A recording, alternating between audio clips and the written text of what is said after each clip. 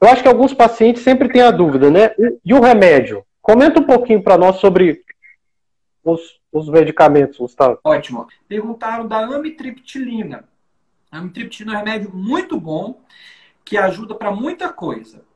Então, ajuda no sono? Ajuda no sono. É usado como antidepressivo, pode até ajudar no tremor. Só que tem uma coisa. A amitriptilina e alguns medicamentos semelhantes, eles têm uma ação anticolinérgica. O que é isso?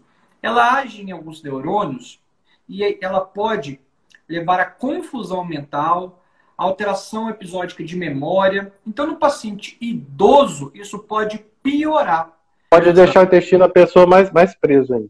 Perfeito. Então, olha, a gente tem um efeito ruim no idoso, que pode aumentar a confusão mental, não é indicada para pacientes acima de 60 anos, né? Às vezes em dose baixa, por um tempo, tudo bem, né? Mas de maneira geral, piora o intestino e pode também dar retenção urinária. Então a gente tem que tomar muito cuidado com esses pacientes, tá? Clozapina e melatonina. Ótimo, muito bom. Vamos começar da melatonina. A melatonina é um medicamento muito utilizado, tem ampliado, tá? Mas tem duas coisas. A primeira, a gente produz melatonina naturalmente. Nos pacientes que têm alguma possibilidade de estar alterado, a gente deve fazer uma reposição. Quais pacientes são esses? O principal, tem um paciente que muda muito, viaja muito, o fuso horário muda, a melatonina fica toda atrapalhada. No idoso, a produção de melatonina por si só tende a não ser tão natural quanto no jovem. Então, a reposição de melatonina ela pode acontecer. Nos pacientes, que pode ser útil. Nos pacientes que têm esses problemas, a luz, iluminação, tudo, a gente pode utilizar a melatonina, principalmente por um tempo curto, né? E geralmente ela em doses baixas, 5, no máximo 10 miligramas. Às vezes começa com 3, 5, 10 miligramas. Algum outro estudo mostra 20 miligramas. Mas ela pode ser útil. Serve para todo mundo? Não serve para todo mundo. Ela serve para induzir? Eu vou tomar e vou capotar? Não é para isso, mesmo porque a gente produz isso melatonina. É muito importante. A gente produz melatonina, então ela pode ser útil, principalmente aqueles pacientes que podem ter alguma alteração. No idoso isso é comum, tá? Como o Gustavo falou, a gente utiliza bastante, mas ele não você vai tomar e você vai dormir. Ele vai demorar 3 semanas para fazer efeito. E, idealmente, o que a gente quer fazer é aumentar a melatonina que o nosso organismo já produz naturalmente. Se você mantém a luz acesa, isso você bloqueia o efeito da melatonina, tá certo? Então, esses cuidados em relação à iluminação, barulho, escuro, eles são fundamentais para quem toma melatonina. Tem muita gente que às vezes reclama que melatonina não funciona, mas um dos principais motivos, às vezes, é não tomar esses cuidados de higiene do sono, principalmente em relação à iluminação, tá? Perguntaram sobre alprazolam e rivotril. Quer falar, Diego?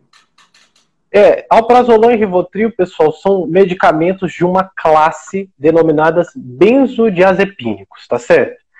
Os benzodiazepínicos são remédios, pessoal, que atuam diretamente numa região cerebral denominado receptor GABA ou receptor para benzodiazepínico, tá?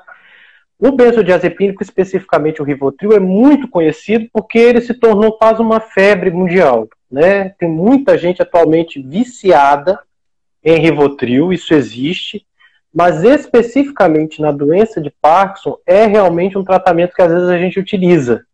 Tá? Eu tenho preferência de não usar muito pelo seguinte motivo.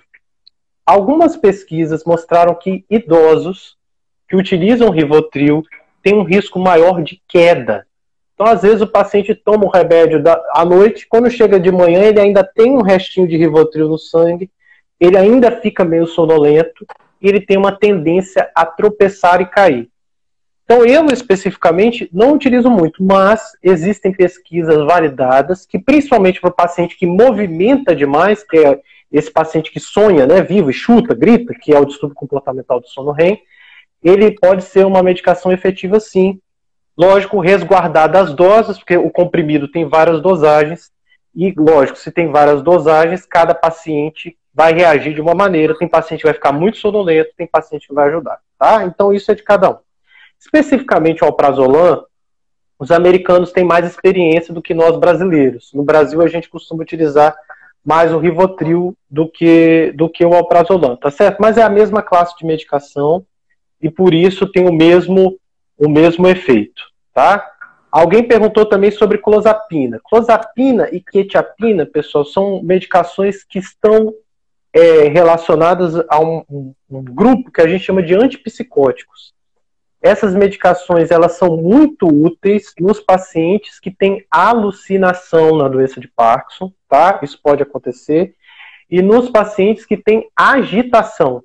Às vezes, pessoal, quem já tem Parkinson há bastante tempo, 15, 20 anos, ou que já é mais idoso, quando o sol se põe, no final do dia, ele apresenta uma tendência a alucinar. Às vezes, pacientes que tomam medicamento como a amantadina, ou às vezes muitas doses do Prolop, eles podem ter alucinações visuais, principalmente, tá? Esse fenômeno de quando o sol se põe e a pessoa alucinar, chama fenômeno downsetting, que a gente chama fenômeno do pôr do sol. Para esse grupo de pacientes, a gente pode utilizar essas medicações que vocês citaram. Então, o que eu quero deixar claro? Opções de remédio, tem muitas, tá certo?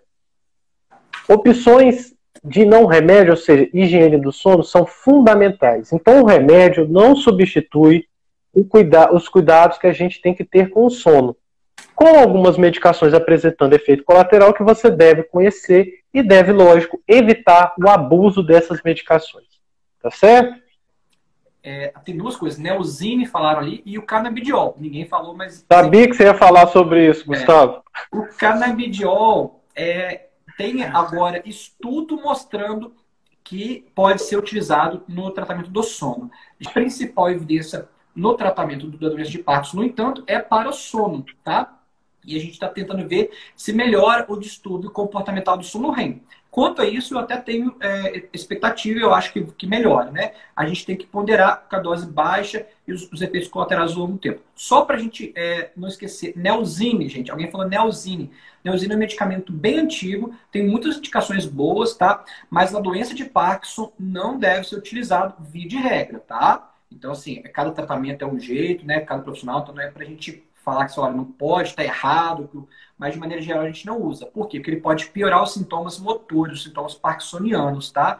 E então a gente toma muito cuidado. Mesmo gotinhas baixas do Neosine, tem que ter muita cautela, tá?